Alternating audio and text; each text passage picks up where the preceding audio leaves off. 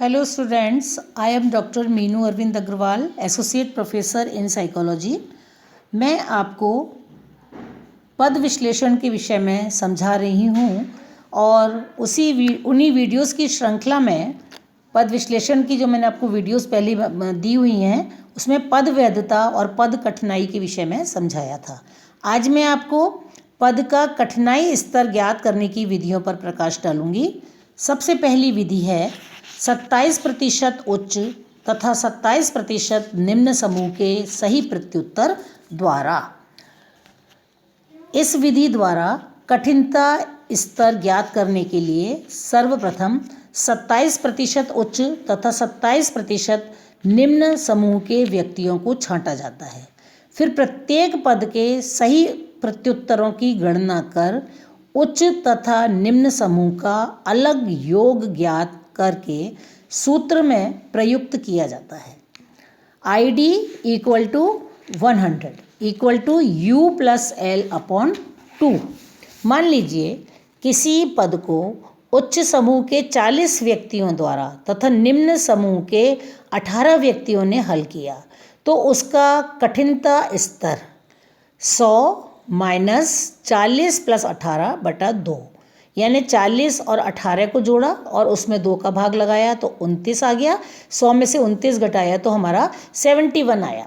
यानी इस विधि के अनुसार कठिनाई मूल्य का प्रसार 0 से 100 तक होता है।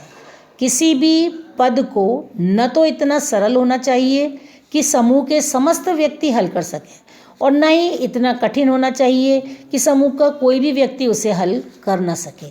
फिर भी 90 से अधिक तथा 10 से कम कठिनता मूल्य वाले पद को अवैध एवं कमजोर समझना चाहिए। ये था पहला मेथड जिसमें 27% उच्च तथा 27% निम्न समूह के सही प्रत्युत्तर द्वारा हम पद की कठिनता ज्ञात करते हैं। दूसरी विधि है हार्पर की फैसिलिटी इंडेक्स। कैली तथा हार्पर ने भी 27% उच्च तथा 27% निम्न समूह के सही प्रत्युत्तर की विधि का प्रयोग किया है। उनका कहना है कि यह 27% ही क्यों, यद्यपि यह एक तकनीकी तर्क है किंतु फिर भी यह एक ऐसा प्रतिशत है जिसके द्वारा विश्वसनीय निष्कर्ष प्राप्त किए जा सकते हैं। इसमें उच्च समूह तथा निम्न समूह के सही प्रत्युत्तरों को जोड़कर दोनों समूह के अधिकतम योग से विभक्त कर दिया जाता है। जैसे फैसिलिटी इंडेक्स का फॉर्मूला है FI equal to R bracket में U प्लस R ब्रैकेट में L अपॉन 2E इंटू 100। उदाहरण के तौर पर मान लीजिए 200 में से किसी उच्च समूह के 35 तथा निम्न समूह के 25 व्यक्तियों ने सही प्रत्युत्तर दिया तो उनका फैसिलिटी इंडेक्स कैसे ज्ञात करेंगे। FI equal to 35 plus 25 upon 2 into 54 into 100। 100 बराबर, अब 35 और 25 का योग हो गया 60। 54 को 2 से गुणा किया 108 इंटू 100 यानी 56%। तो इस पद का कठिनता स्तर 56% होगा। यह चयन प्रत्युत्तर वाले पदों में जिस पद की फैसिलिटी इंडेक्स 35% से 85% के मध्य होती है, ये बताया डेडरिच ने 1960 में और इविल ने 1965 में, तो वह पद श्रेष्ठ कठिनता वाले समझे जाते हैं। तीसरा मेथड है पद को हल करने के प्रतिशत के द्वारा। किसी भी परीक्षण पद को हल करने के प्रतिशत पर उसका कठिनता स्तर ज्ञात किया जा सकता है। यदि किसी परीक्षण का पद का चयन 50% कठिनता स्तर के अनुकूल हो तो सैद्धांतिक रूप से हम परीक्षार्थियों को 2 समूहों वर्गीकृत बिंदु से ऊपर तथा वर्गीकृत बिंदु से नीचे में विभक्त कर सकते हैं तथा इस प्रकार के पद किसी भी समूह के व्यक्तियों में विभेद नहीं कर सकते हैं। अतएव परीक्षण की अत्यधिक विभेदी क्षमता डिफरेंशिएटिंग एफिशिएंसी ज्ञात करने हेतु परीक्षण पदों को विभिन्न कठिनता स्तरों पर उनके सफल प्रतिशत पासिंग परसेंटेज द्वारा प्रदर्शित किया जाता है। अतएव कठिनता के रूप में किसी परीक्षण पद का विभेद मूल्य वह मात्रा है जिसमें किसी मापी हुई विशेषता के निष्पादन के व्यक्तियों के मध्य संतोषजनक विभेद हो। तीसरा ये मेथड था पद को हल करने के प्रतिशत के द्वारा। अब चौथा है सामान्य वक्र के द्वारा। परीक्षण पद के कठिनता स्तर को सामान्य वक्र के मानक विचलन द्वारा भी ज्ञात किया जा सकता है। यदि किसी परीक्षण पद को 84% परीक्षार्थी सही रूप से हल कर लें तो सामान्य वक्र में उनका क्रम -1 सिग्मा SD होगा, तथा यदि किसी परीक्षण पद को केवल 16% व्यक्ति ही हल कर पाते हैं तो उसका क्रम +1 SD होगा।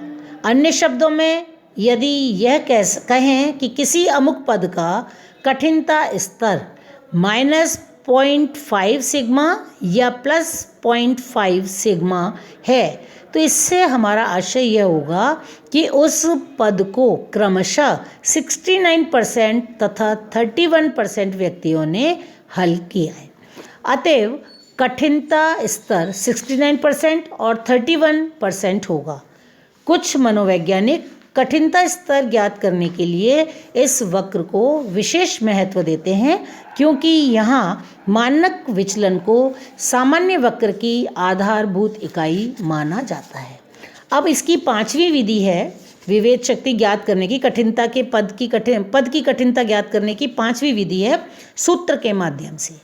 पद की कठिनता स्तर को ज्ञात करने के लिए एक सूत्र का प्रयोग किया जाता है ID का मतलब है item difficulty. ID = NI/NT × 100। ID का मतलब पद कठिनता, NI का मतलब है सही हल करने वाले व्यक्तियों की संख्या, NT का मतलब है परीक्षार्थियों की कुल योग यानी परीक्षार्थियों की योग संख्या। यदि किसी समूह के 75 विद्यार्थियों में से 40 ने पद A, 65 ने पद B और 15 ने पद C शुद्ध रूप से हल किया है तो उपयुक्त सूत्र का प्रयोग करने पर पद A, B, C का कठिनता स्तर क्रमशः 53.3%, 86.6% और 20% ज्ञात किया गया।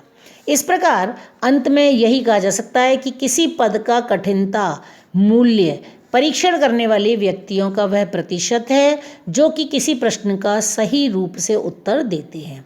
कठिनता स्तर का ज्ञात करना परीक्षण के विभेद मूल्य के लिए ही महत्वपूर्ण नहीं है बल्कि कठिनता स्तर की मात्रा को उस स्थिति में भी ज्ञात किया जाता है जबकि परीक्षण के दो समान प्रारूप इक्वल फॉर्म बनाने हों।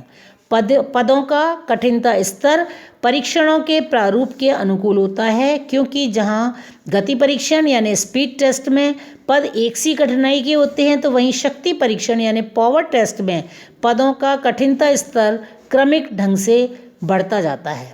इसके अतिरिक्त कुछ ऐसे भी परीक्षण होते हैं जिनका उद्देश्य विद्यार्थियों को दो समूहों में यानी पास फेल, संतोषजनक, असंतोषजनक आदि में विभक्त करना हो। ऐसी स्थिति में परीक्षण के कठिनता स्तर का पहले ही निश्चय कर लिया जाता है।